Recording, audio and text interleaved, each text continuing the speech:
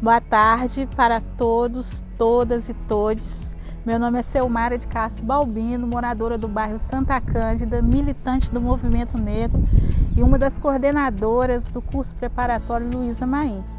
Nós estamos aqui nessa tarde, na minha comunidade, bairro Santa Cândida, para iniciarmos o projeto de apresentação da equipe de orientação pedagógica do nosso curso preparatório para PISME e Enem Luísa Maim. Oi povo, meu nome é Giovanni, sou filho do seu Sudário e da dona Vanderli. Nasci numa cidadezinha chamada Araporã, lá na divisa de Minas Gerais com Goiás, mas desde os 2 anos eu moro em Juiz de Fora, então eu sou cria daqui praticamente, e também sou cria da escola pública. Eu fiz Direito na Universidade Federal de Juiz de Fora, fiz mestrado na UERJ e agora eu estou fazendo doutorado na UFJF de novo, em Ciências Sociais. E eu fui convidado para participar desse projeto fantástico, que é o curso Luísa Maim, e faço parte da equipe de orientação pedagógica para tentar incentivar, orientar, construir mecanismos para ajudar os alunos a focar nos estudos e conseguir o objetivo tão importante que é fazer um curso superior. Olá, meu nome é Marcela Evangelista de Souza, sou nascida e criada em Juiz de Fora, cresci aqui no bairro São Benedito, sou advogada, professora, filha da Carminha e do Jorge. Me formei na Universidade Federal de Juiz de Fora em Direito e fiz também mestrado em Ciência da Religião na mesma universidade. A convite da Selmara, hoje eu faço parte da equipe pedagógica, de orientação pedagógica do curso Luísa Maim, que tem por objetivo trazer o ensino para as comunidades, visando aí o ingresso na universidade. Olá, eu sou Andréia Silveira de Souza, sou a mais velha de 3 filhas e também mãe de 2 meninas, a Ana Beatriz e a Helena, que atualmente estão com 13 e 10 anos. Eu não sou nascida em Juiz de Fora, mas me tornei juiz-forana há 11 anos. Eu nasci numa cidadezinha no Triângulo Mineiro chamada Frutal. Morei em vários lugares do país, várias cidades, regiões. Me formei em Filosofia na Universidade Federal de Uberlândia.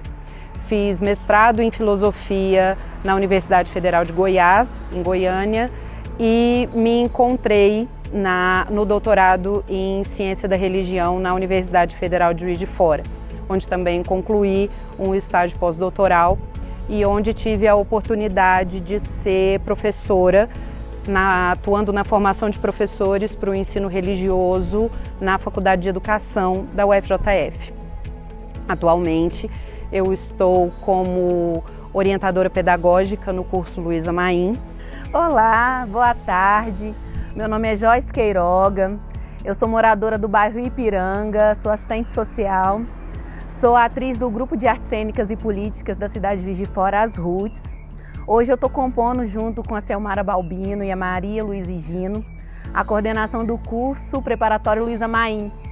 Meu nome é Tarcísio, eu sou filho de Sebastião e Maria de Fátima, eu sou natural de Santos Dumont e atualmente eu moro em Juiz de Fora com meu companheiro Marcelo, aqui no Alto dos Passos, e estou fazendo parte também da equipe de coordenação pedagógica do curso Luísa Maim.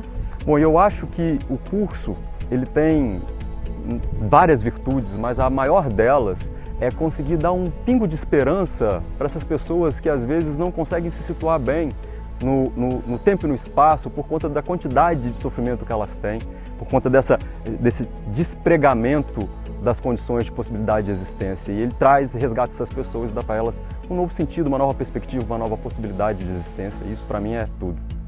Para mim, o diferencial do Luísa Maim é que ele é feito pela comunidade e para a comunidade e com pessoas que estão verdadeiramente engajadas não só em levar conhecimento formal, mas também levar transformação de vida para as pessoas. A gente que trabalha na orientação pedagógica, a gente tem como objetivo não só auxiliar os alunos a criarem uma metodologia de estudo, uma rotina de estudo, mas também auxiliar nas questões emocionais, nas questões psicológicas e sociais que envolvem a vida desses alunos. Eles não são apenas números, eles são pessoas e que a gente quer alcançar e transformar de alguma forma. Para mim, o diferencial desse curso é justamente a gente poder auxiliar essas pessoas a ocupar o espaço da universidade pública. A universidade pública, ela é feita para todos, ela não é um espaço de privilégios, ela precisa cumprir a sua função social de acesso e de permanência das comunidades, das pessoas em condição de vulnerabilidade social, e o projeto desse curso auxilia essas pessoas que estão nessas condições sociais a ocuparem esse espaço, a ter a oportunidade de transformar suas vidas, de transformar os seus contextos e os espaços de onde elas se originam por meio do conhecimento, do empoderamento de gênero, empoderamento étnico-racial, e com isso a gente ter uma sociedade mais justa e mais humana. Muito gratificante estar dentro desse projeto junto com todas essas pessoas, porque ele garante de algum modo o acesso à educação, né? Nesse momento difícil que a gente enfrenta, que é o momento de pandemia, e justamente por ele ter esse olhar diferencial para grupos de pessoas como LGBT, pessoas negras, pessoas de comunidade, pessoas de fora de Juiz de Fora, né? Eu atendo muitas pessoas que são de fora de Juiz de Fora, então há uma possibilidade maior de acesso. Então é muito bom estar dentro desse curso, junto com essas pessoas, e principalmente porque não pensa só a educação como algo restrito à pedagogia, né? A ensino-aprendizagem, mas pensa a educação na sua plenitude, né? Tem a equipe de psicologia, tem a equipe do serviço social, tem a equipe de secretaria, né? Tem a equipe de coordenação, enfim, porque pensa a educação efetivamente como algo pleno de direito, algo pleno para produzir uma vida que faça sentido e que produza outros sentidos que a gente ainda pode fazer. E esse curso, ele veio num momento muito especial, né? Nesse contexto de pandemia, para tentar dar mais um recurso, né? Dar acesso a essas minorias, acesso a uma educação de qualidade, mesmo que seja à distância.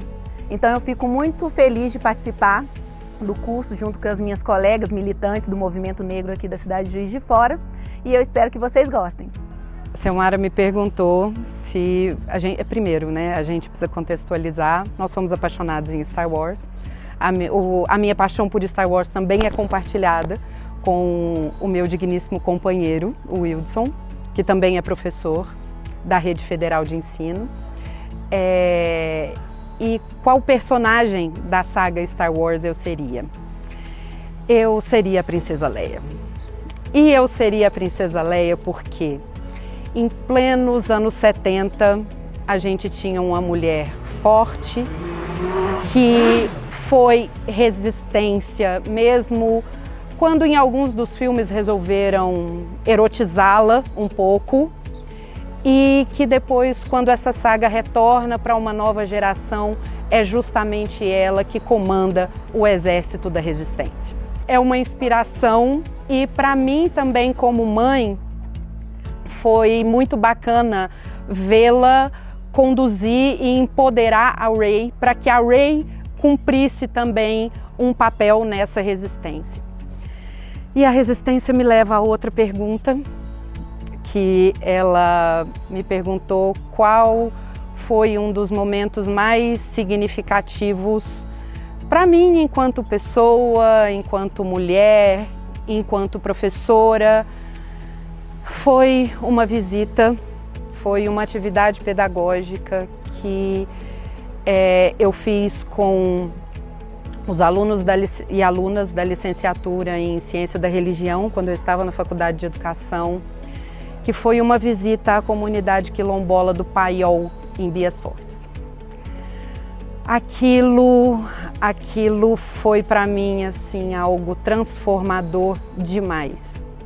É um pouco difícil falar daquele momento de maneira que eu consiga expressar para as pessoas quão significativo ele foi para mim, porque eu lembro só de uma coisa: no final eu não conseguia falar nada.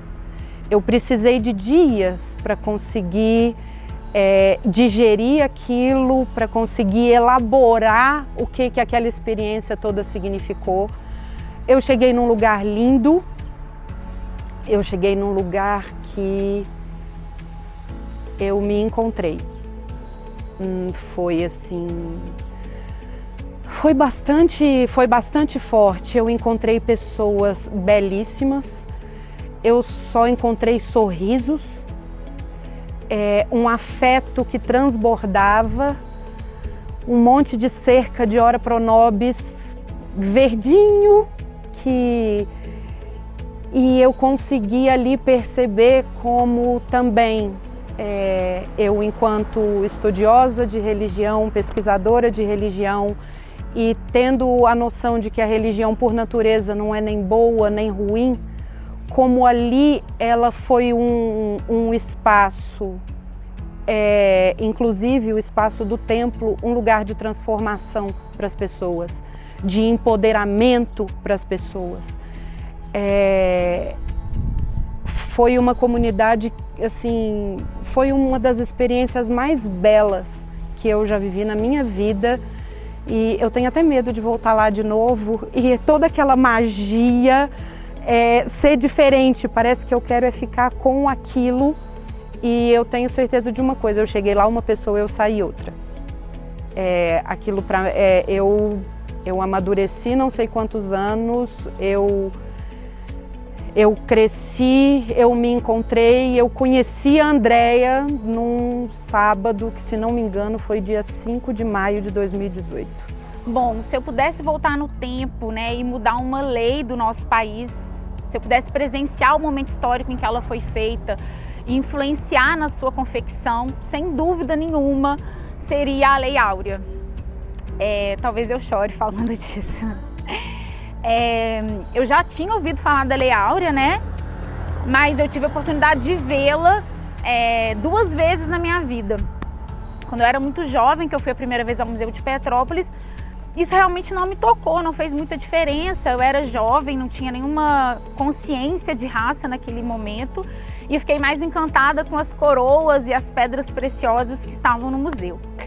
E há 3 anos eu tive a oportunidade de voltar ao museu, já formada em Direito, já adulta, já consciente do que é ser negro no Brasil, e eu vi aquele papel lá como se fosse algo assim muito importante. É algo muito importante, mas ver que uma lei que transformou a vida de milhões de pessoas, né, porque ela impacta na nossa vida até hoje, foi feita com tão pouco caso, em apenas uma página, mostra assim de fato o valor, né, que a população negra ainda tem no nosso país. Então, se eu pudesse estar lá naquele momento em que a princesa Isabel escreveu aquela lei, com certeza eu teria modificado todo aquele texto, principalmente para reconhecer o quão violenta foi a escravização no Brasil, o quanto que era importante o reconhecimento de humanidade e cidadania daquela população, restituição financeira para todos e todas aquelas que foram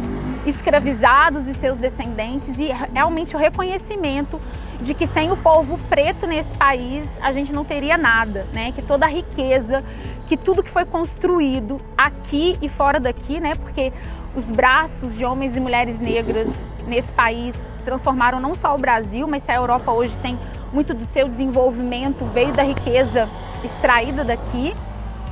Então, com certeza, essa seria a lei que eu mudaria, porque ela realmente reescreveria, como poderia ter reescrito e não fez, a história do nosso país. Um livro que tenha mudado a minha maneira de ver o mundo, a minha percepção. Eu acho que eu vou falar de 3. E todos os 3 eu li, cada um deles num momento diferente da minha vida. O primeiro deles, e eu acho que o que eu li mais lá atrás, foi a história do Miguelim, do Guimarães Rosa, que está no livro Campo Geral. E é a história de um menino que vive numa roça e que tem uma miopia muito forte. E me marcou muito o final do livro, quando ele coloca os óculos e enxerga o mundo de verdade. Isso para mim foi uma forma de mudar a nossa percepção. Aquilo mexeu comigo, eu era ainda muito jovem quando li, isso foi muito importante. No segundo momento, teve um outro livro que aí sim, para minha formação intelectual, foi muito relevante, que é o livro do Horácio Nogueira, sobre preconceito de marca, porque ele define características específicas do preconceito no Brasil né? E se todo mundo lesse esse livro, talvez a gente conseguisse fazer com que as pessoas parassem de dizer bobagens sobre a eventual ausência de preconceito racial no Brasil. E um terceiro, que eu li recentemente, é o livro sobre o autoritarismo brasileiro, da Lilian Schwartz, que faz um resgate histórico do quanto de lambada a população brasileira tomou, né? Do quanto que esse Brasil foi feito para ser um país opressor e do quanto a gente tem que trabalhar para fazer com que ele mude de verdade. A gente está muito longe de estar minimamente perto de alcançar a igualdade, então a gente tem muito para fazer e todo mundo que puder fazer com a gente vai adorar. A pergunta foi em relação como que eu junto, né, a parte da área artística, né, que eu sou formado em teatro, e também a parte pedagógica, sendo formado em pedagogia. Bom, desde o momento que eu entrei no teatro, né, me incomodava muito essa relação entre educação e arte, né? Sempre havendo uma certa distância entre as duas áreas. E a partir do processo meu de pesquisa, né, encaminhando então para a pós-graduação, eu fui tentando buscar alguns meios de intensificar essa relação. E fui percebendo como, efetivamente, né, a arte ela está também presente dentro da educação no sentido de produção da vida como uma obra de arte. Então hoje, no meu trabalho, eu faço parte do grupo de pesquisa que chama-se Travessia, que está sediado na FACEDES, na Universidade Federal de Juiz de Fora. Dentro do meu trabalho de doutorado atualmente também, eu tento então buscar meios ou modos ou investigar processos em que a arte seja um potencializador do processo de aprendizagem. Entendendo também que a aprendizagem em si, ela é uma produção, enfim, de uma obra de arte, né? Então pensar a educação efetivamente com a produção de uma vida como uma obra de arte. Então é assim que eu vejo atualmente o meu trabalho, relacionando essas duas áreas, né? E efetivamente pensando o corpo como esse lugar de produção. E aí o corpo também não só como esse corpo humano, né? Mas o corpo como uma produção em relação a todos os lugares que a gente está ocupando. Então, seja as escolas, seja um espaço de teatro, seja uma galeria, seja uma sala de aula, seja o momento da secretaria ou da diretoria ou da própria orientação pedagógica, é pensar que esses espaços o tempo todo está se produzindo ali um corpo, né? E um corpo, né, social, político, econômico, sexual, com sexualidade, com gênero, com raça, né? Então pensar a arte em relação com a educação é isso, é pensar a produção da vida como uma obra de arte.